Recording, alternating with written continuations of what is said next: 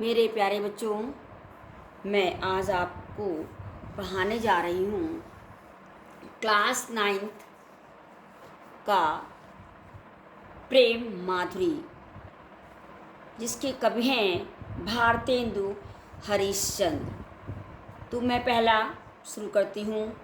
इसके पहले भी मैंने आपको पढ़ाया था, तो आज सेकंड और उसके बाद थर्ड। तो हम सेकंड पढ़ना शुरू करते हैं। बहुत ध्यान से इसको पढ़ेंगे।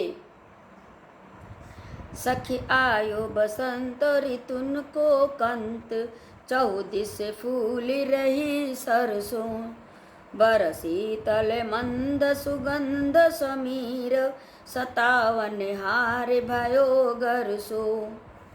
अब सुंदर सामुरो नंद किशोर, कहे हरिश्चंद गयो घर सो।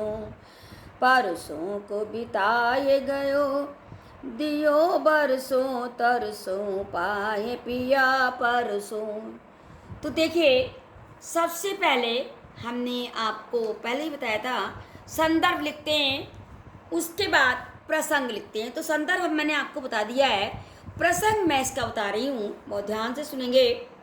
प्रसंग: प्रस्तुत सवये में भारतेंदु हरिश्चंद्र जी ने बसंत ऋतु के आगमन पर उसके उद्दीपक रूप का चित्रण करते हुए गोपियों की विरह व्यथा का वर्णन किया है। इसका किया है, गोपियों की विरह व्यथा का वर्णन किया है। अब इसके व्याख्या देखिए। एक सखी दूसरी से क्या कहती है? सखी आयो गयो, सखी आयो बसंत ऋतु को कंत। तो देखिए, हे सखी, एक सखी दूसरी से कहती है, ऋतुओं का प्रियतम बसंत आ गया है। चारों ओर 14 फूल रही सरसों, चारों ओर सरसों फूल रही है और शीतल मंद सुगंधित हवा चल रही है। इस प्रकार बसंत ऋतु का मादक वातावरण क्या करता है? विरह अग्नि को और बढ़ा देता है। क्या करता है? सताता है, परेशान करता है। किसको? जो वियोगिनी होती हैं उनको परेशान करता है। शरीर देखिए, शरीर इतना दुबला हो गया है, कमजोर हो गई है।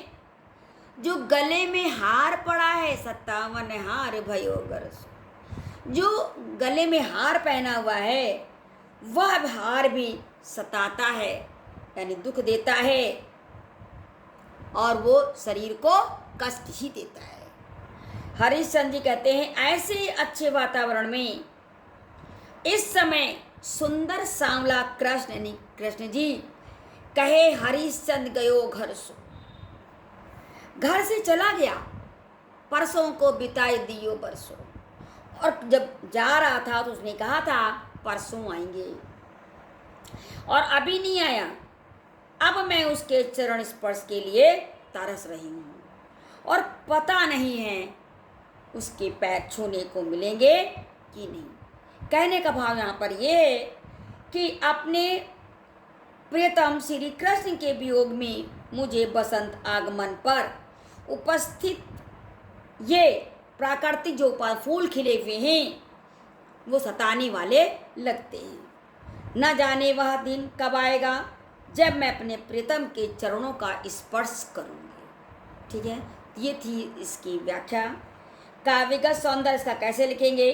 भाषा, ब्रजभाषा, शैली, मुक्तक, छंद, सवैया, रस, वियोग, गुण, माधुर, अलंकार, रूपक, यमक और अनुप्रास। तो ये हमने आपको सेकंड पद पढ़ाया। अब मैं आपको इसका थर्ड पढ़ाने जा रही हूँ। जिय पेज होई अधिकार तो विचार कीजे, लोक लाज भलो बुरो भले ही निर्धारिये। नैन श्रवण कर पग सब पर बसु भय, उते चली जाती इन्हें कैसे के संभारिये।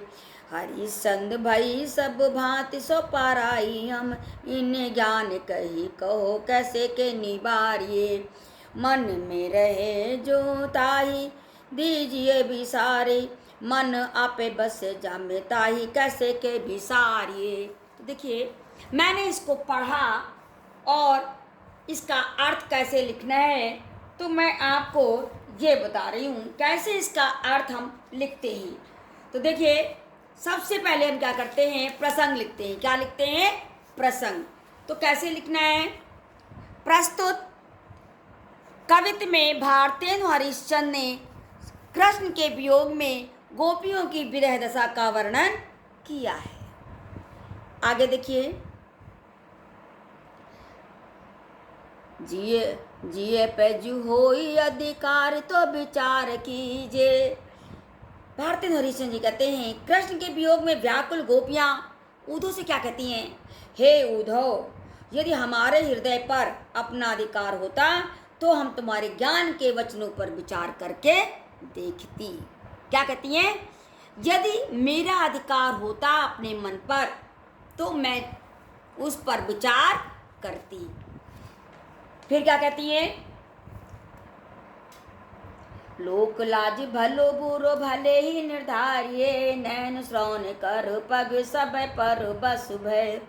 यदि जो कुछ भी मेरे पास है, आंखें, नाक, कान, मुंह, जो कुछ भी, कहने का मतलब है उस पर किसका बस हो गया है? श्री कृष्ण का बस चल गया है। और उते चली जाते इन्हें कैसे के संभारिए।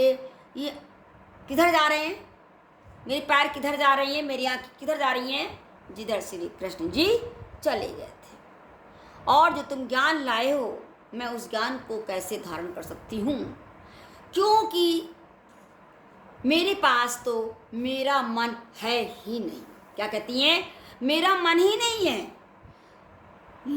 इन्हें ज्ञानी कही कैसे के निवारिये। तो क्या कहती हैं? उधर ही जाते हैं हमारे पैर, आँखें, कान। कब आएंगे श्री कृष्ण? कैसे मैं उनसे मिलूंगी? तो कह रही हैं कि आप ही बताइए, आप ज्ञान की बातें कहकर हमें उधर से कैसे वापस लाएंगे। जो व्यक्ति मन में रहता हो उसको निकाला जा सकता है, लेकिन यहाँ तो उल्टा है। किंतु मन स्वयं जिसमें जाकर बस गया हो उसको कैसे भुलाया जा सकता है और कैसे वापस लाया जा सकता है? क्योंकि मन तो मेरे पास नहीं है, मन तो किसके पास है? श्री कृष्ण जी के पास है। कहने का भाव यह है, हमारा मन स्वयं कृष्ण के पास जाकर बस गया। अब हम उन्हें कैसे वापस ला सकती है, कैसे भुला सकती है? मेरा मन उनके अंदर जाकर बस गया। तो ये था इसकी व्याख्या। अब इसका काव्य सौंदर्य कैसे लिखेंगे? भाषा सरल सुबोध, ब्रज शैली भावुकतामयी, छंद कवित्व है, रस वियोग, गुण माधुर, अलंकार अनुप्रास की छटा दर्शनीय है, शब्द शक्ति, अभिधा और लक्षणा। तो मैंने आज आपको इतना ही पढ़ाया। थैंक यू बच्चों।